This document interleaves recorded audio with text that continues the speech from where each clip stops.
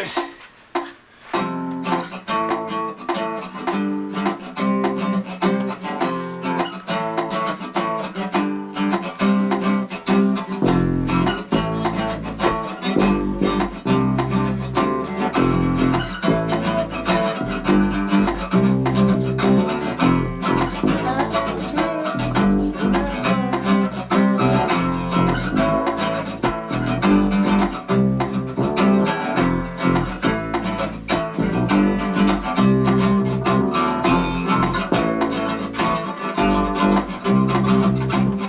I took some value.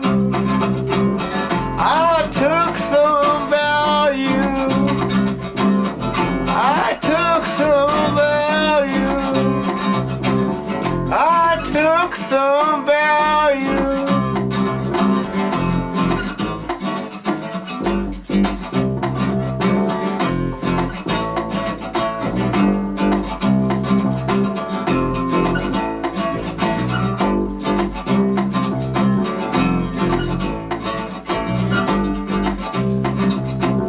I took some value. I took some value. I took some value. I took some value.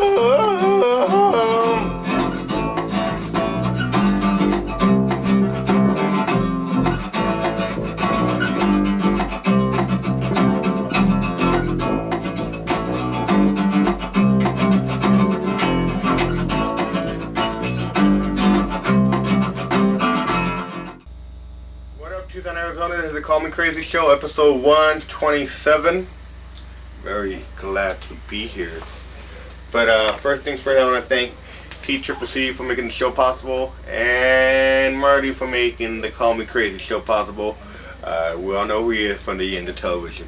First thing first, I want to say that today is January 31st, 2005.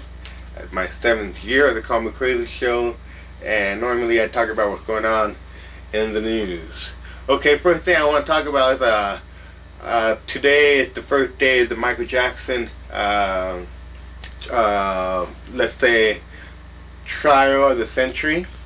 Michael Jackson is up for, I think, child abuse charges and child molestation charges.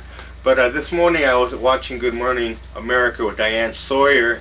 They had a transcript that was released to the public concerning testimony from the young accusers who telling the prosecutor that Michael Jackson is a pedophile.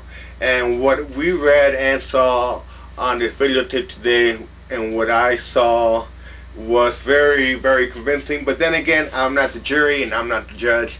It'll only be those people for them to decide if he is a pedophile. But what I saw read today was that the little boy said in courtroom testimony for the indictment, saying that he offered him drinks as an alcoholic liquors, and then on top of that also fondled him and rubbed him, and then also many graphic details. I read and I go into them, but that's pretty much the whole content of the transcript that was released. But anyways, Michael Jackson, I think he might be in a world of hurt come by end of next year. So I'm making a prediction. I think not here in the U.S., but somewhere out there, if Michael Jackson should ever be convicted and sent to prison for child molestation, and it seems more and more every passing day, it seems more likely that he will probably be going to prison or serving some sort of time. There's going to be some people out there, some of his most vocal and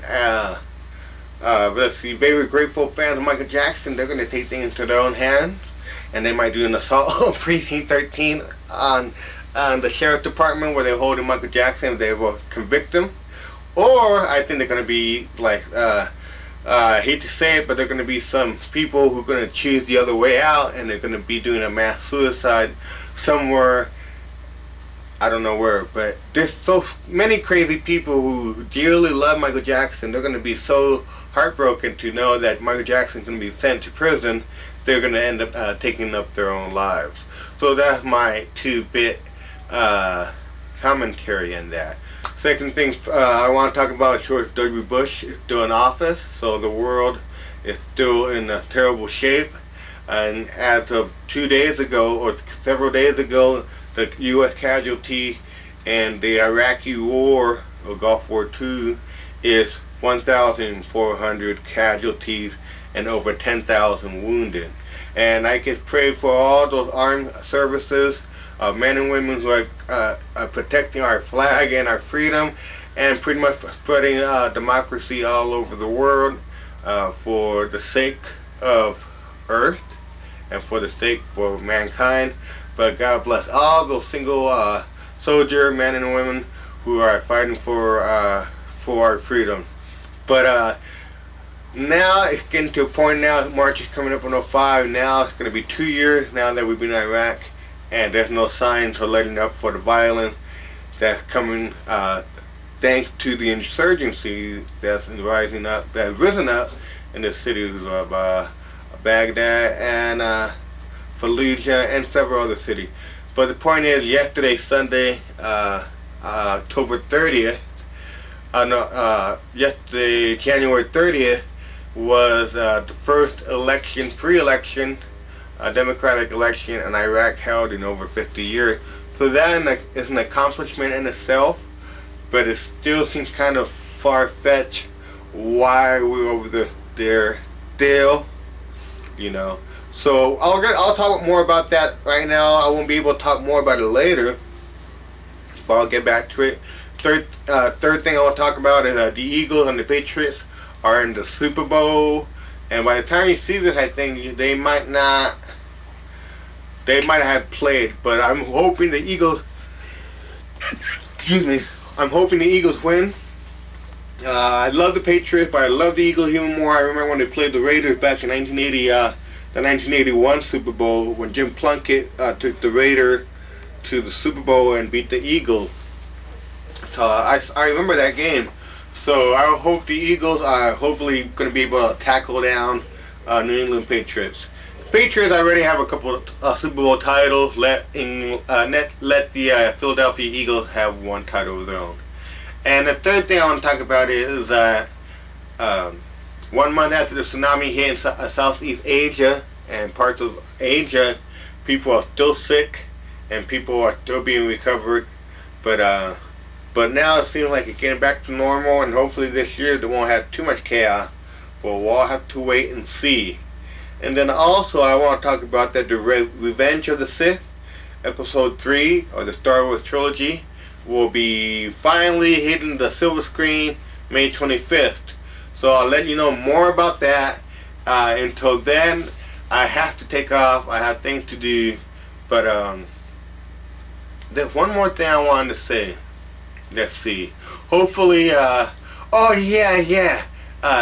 you people who love Jim Morrison, The Door, we love Jim Morrison, The Door, but for all you people who are really familiar with the written works and published works of Jim Morrison, and the many people who adored him, for all you people who have read No One Gets Out of Here Alive, it's a book written by Danny Sugarman, and back in 1980,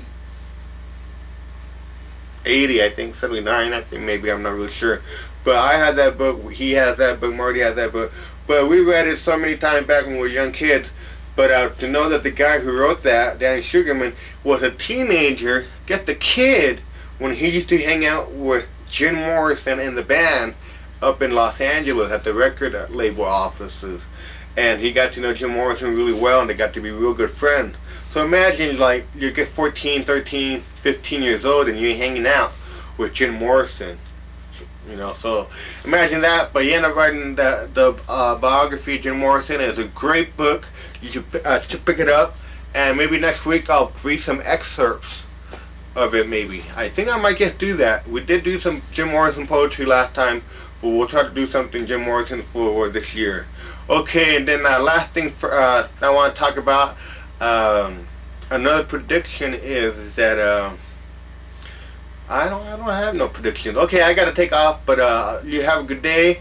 You have a good night, and I'll see you in a bit. Well, I'll see you next week. I'll see you whenever.